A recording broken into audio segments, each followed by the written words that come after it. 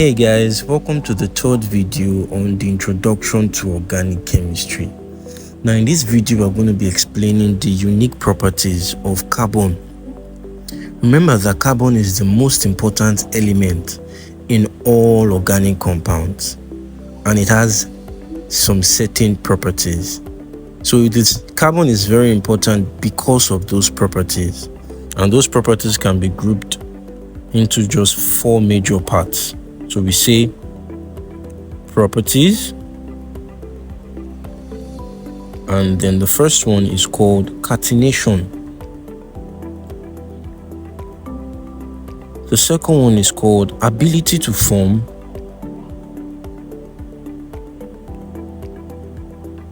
Multiple bonds. The third one is called ability to form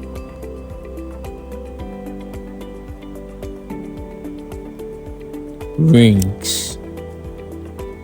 Then the last one is called ease of combination.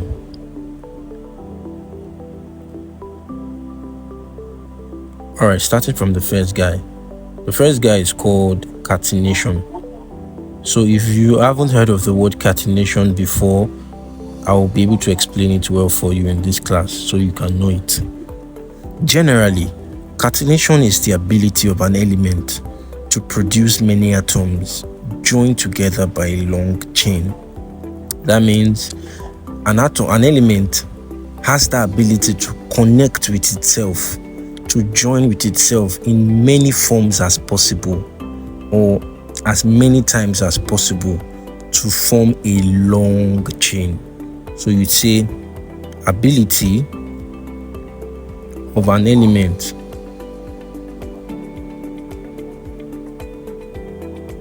to form long chains. Let's use it this way. Now there's something about these long chains. These long chains that are formed can be seen in different ways. These chains can be straight, or the chains can be branched. And what does this mean? Example, let's say carbon bonded with carbon, bonded with carbon, bonded with carbon, bonded with carbon, bonded with carbon, bonded with carbon. 1, 2, 3, 4, 5, 6, 7. Let's add one more, 8. Now this is long chain that has been formed. Carbon here is undergoing catenation, joining with itself, producing joining with as many forms or as many of itself to form a long chain. Do you get? But this long chain here is straight, and in some cases the long chain might be branched. You have 1, 2, 3, 4, 5, 6, 7, and then 8. The same 8 carbons, but in this case they are branched, they are broken, unlike this first one here that is straight. So this is what catenation is all about, and because of this ability, it allows carbon to give rise to variety of organic compounds. That means you can produce as many organic compounds as possible. But it's not just carbon that has the ability to do this. Several elements, even sulfur, can do this. But carbon can catenate more than it. Carbon has the ability to do it with ease so well. So this is the first guy. The second one is called ability to form multiple bonds. Let me do that like this. Give me a sec. Okay. Ability to form multiple, it's not enough, multiple bonds. Anyhow. So let's proceed. Carbon, in this case, can form more than one bond. In that aspect that you are seeing as is catenating, during that catenation process that you can see, if you look at it here, the bonds here are just one, single, just one of it. But some cases, it might not just be one bond. It can form double bonds, or sometimes triple bonds. with one another. In a case like this, double bonds. In some cases, triple bonds. So not just single bonds, do you get, when it is undergoing that catenation process. So this also gives it the ability to form various compounds, variety of organic compounds. Because of that during that catenation process, it's not just one bond. Sometimes it can have double bonds, sometimes it can have triple bonds. And if you look at that, that means the number of elements or compounds, it can form keeps increasing because of this ability that it can do. Third guy is called ability to form rings.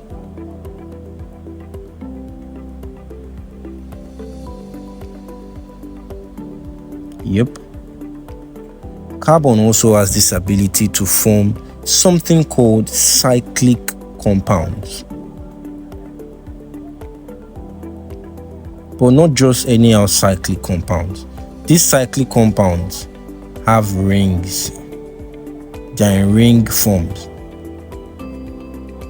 within the structures. So you call them aromatic compounds also. Cyclic with rings are called aromatic organic compounds. Example of this is called benzene. Would get there later. Do you get? But just for you to know now, this is how it looks like. Carbon bonds with carbon, bonds with carbon, bonds with carbon, bonds with carbon, something like this. So you can see it's not just straight or branch in any way, but here it's in ring form. It's still catenation in a way, forming something long, but in a ring kind of shape. This is in cyclic form. But this in double forms looks like a ring, something like this. If I draw that same compound in this form, duplicate, it could also look like this. Let's remove the double bond again from there, and then we put a circle there. It could also look like this in ring form. And sometimes they might not write CCCCC and the like. You might probably just see something like this alone. It's still the same thing. And you see something like this, this, and this. It's the same as this first one you are seeing here. Or you just see this, this, this, this, this, and this, and you see a cycle. It's the same as this second one you are seeing here. We'll get there too when we explain how to represent the organic compounds. And because of this, it also gives rise to various organic compounds. This ability helps it to do that. Then the last guy is called ease of combination.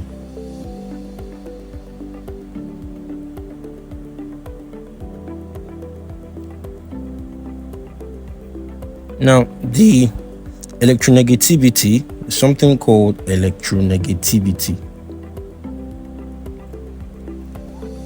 The ability of an element to form anions. The ability of an element to form anions, yes, to accept electrons. So carbon here has low electronegativity. In fact, it's at the middle in a form between electropositivity and electronegativity. It doesn't really have too much preference out of the two. It's on the fence, unlike other elements that they have more electronegativity, so there is always high chance of accepting the electrons than donating it. Carbon is at the middle, so it can either accept or it can donate, and because of that, it gives it opportunity for him to react with elements with higher. So let's put it this way: electropositivity is like this.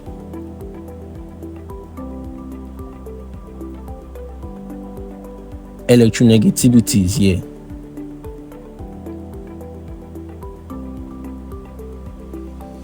Then carbon is at the middle.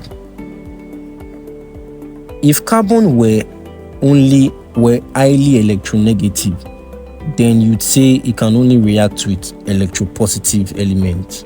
And if carbon were strongly electropositive, then you'd see it can only react with only electronegative element. But being on the fence means that based on electronegativity, it is low. Based on electropositivity too, it is low. It's like having an arrow like this. Based on electronegativity, it is very low, high electronegativity. Based on electropositivity, is also very low, and then high electropositivity. So this gives rise to carbon reacting with elements with higher electronegativity and also elements with higher electropositivity.